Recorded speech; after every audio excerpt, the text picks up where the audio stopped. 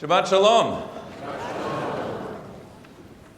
Ever since the Garden of Eden, our behavior as human beings has only been as good as the company we keep. Did God really say, "You shall not eat of any tree of the garden," asked the serpent of Eve? A not so innocent question that would prompt Eve to eat of the fruit and encourage Adam to do the same. Be it the wicked generation of the flood, the collective chutzpah of those who would build the Tower of Babel, the sinful cities of Sodom and Gomorrah, the roguish disposition of Joseph's brothers, more than the hardwiring of any individual, it's been the social context or situation in which a person has found him or herself that proves to determine their character and action. Unlike other faith traditions, as Jews, we don't believe that people are inherently created good or evil. Our moral condition is neutral, pending the choices we make.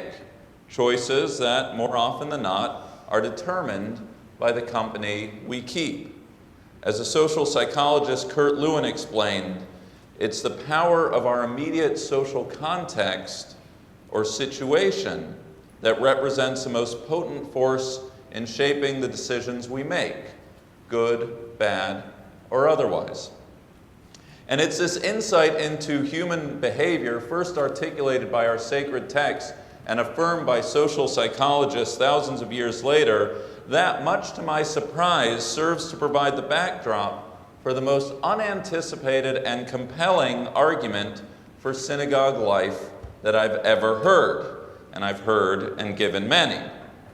It was about 2 weeks ago, some of you might have been there, when in partnership with UJA Federation, our synagogue hosted the renowned author Malcolm Gladwell for a public lecture. Having concluded his formal remarks, someone asked Gladwell during the Q&A his thoughts on synagogue life. A curious question to pose to someone who is neither Jewish nor, to the best of my knowledge, a synagogue-going kind of guy. Drawing on the research of social psychologists Lee Ross and Richard Nisbet, Gladwell explained that each and every one of us are in possession of multiple selves.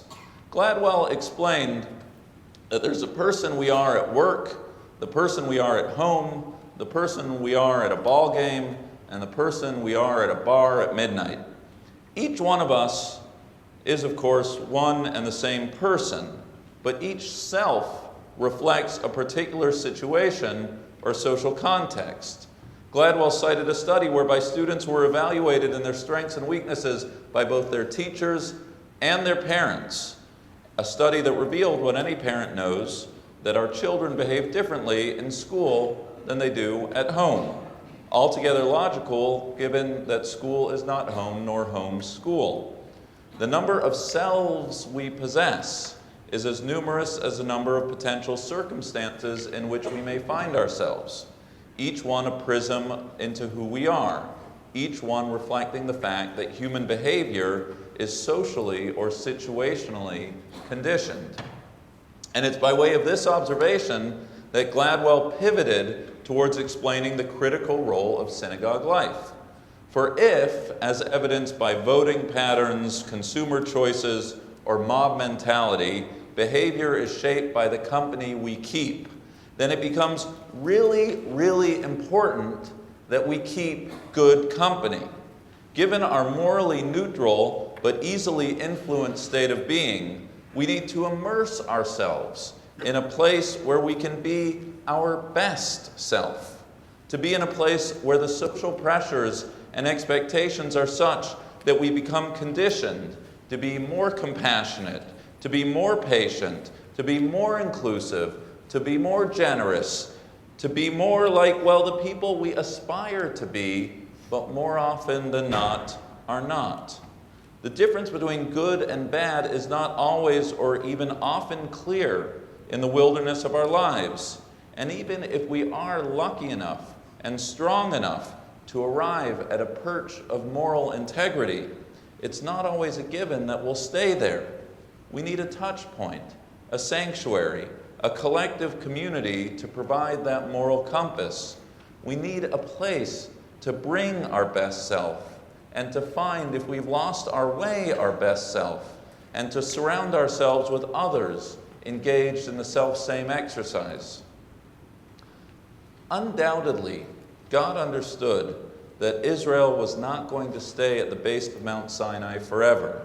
Having received the commandments and subsequent legislation, it was time to move forward towards the promised land. Tell Israel to bring forth offerings from every person whose heart so moves him, our Parsha reads.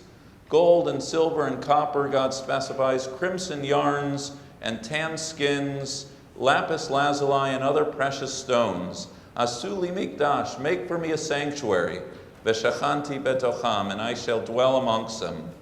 The placement of the passage from the vantage point of a social psychologist makes perfect sense. Israel was a ragtag group of recently emancipated slaves.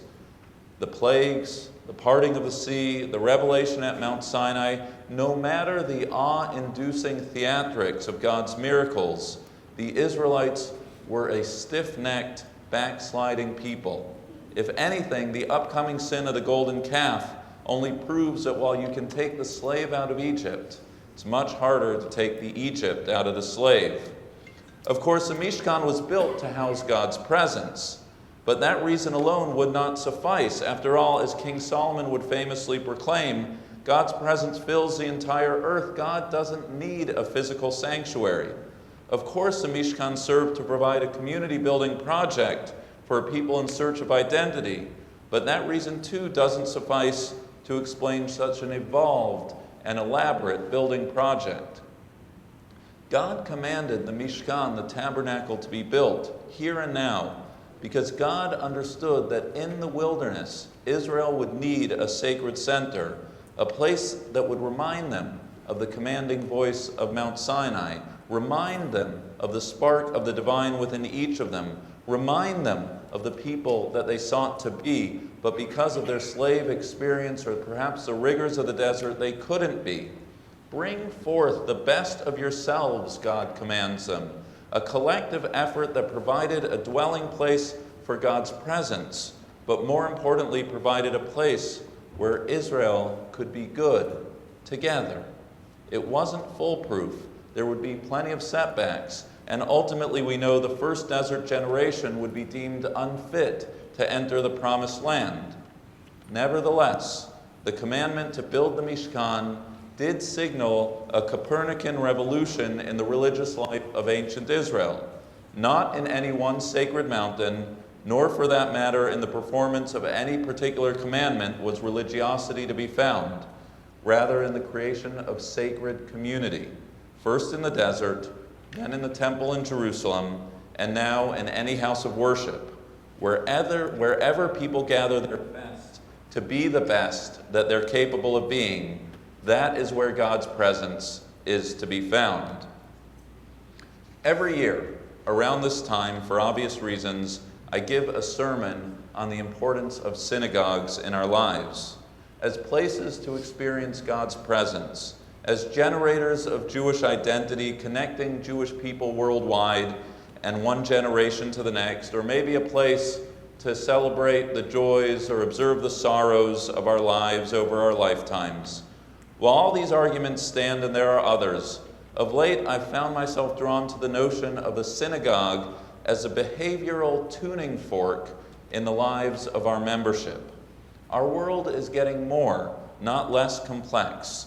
The quality of public discourse getting worse, not better. We need a place that can remind ourselves not how the world is, but how the world, to use John Dewey's language, ought to be. This past Thursday night at our annual gala, many of you were there, a member greeted me with a big hug and explained to me that he loved coming to this place because whatever the challenges he was feeling at work or at home, he felt elevated being here amongst community. Alternatively, just yesterday, I was speaking to a congregant who had suffered a painful loss in the week gone by, and he concluded with the conversation, and he's here today, with the words, "Rabbi, I'll be coming to synagogue this week." The implication being that when the world becomes unmoored, it is to the synagogue that he gets his bearings. Neither this synagogue, nor any synagogue for that matter, can right the wrongs of the world or make the pain go away. But what a synagogue can do, a good one at least, is direct a community's attention to how the world ought to be, to hear the beauty of the cantor's voice, to be challenged or inspired by the message from the pulpit, to surround oneself by people committed to the proposition that each one of us is created in the divine image and therefore of equal and infinite worth and concern. And yes, when we leave this building, we inevitably and immediately are reminded of the gap between the world as it is and the world as it ought to be, which is, of course, exactly the point.